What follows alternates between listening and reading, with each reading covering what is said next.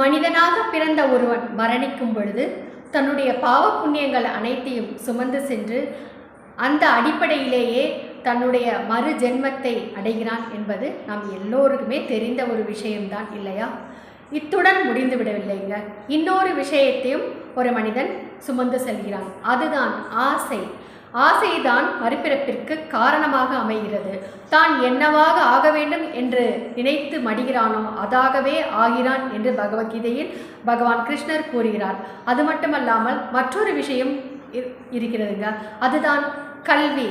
ஒருவன் பெற்ற கல்வி 7 பிறவிக்கும் அவனுக்கு தொடர்ந்து வரும் என்று திருக்குறளில் திருவள்ளுவர் கூறுகிறார். அதே போல ஒருவன் பெற்ற ஞானம் கூட 7 ஜென்மத்திற்கும் தொடர்ந்து அவனை காப்பாற்றும் என்று பகவத்கீதையில் பகவான் கிருஷ்ணர் கூறுகிறார். அப்படிப்பட்ட ஞானத்தை நாம் அடைய தொடர்ந்து இந்த கிருஷ்ணரின் கீதையின் ஒரு துளி என்கின்ற சேனலை பார்த்து வாருங்கள். நன்றி.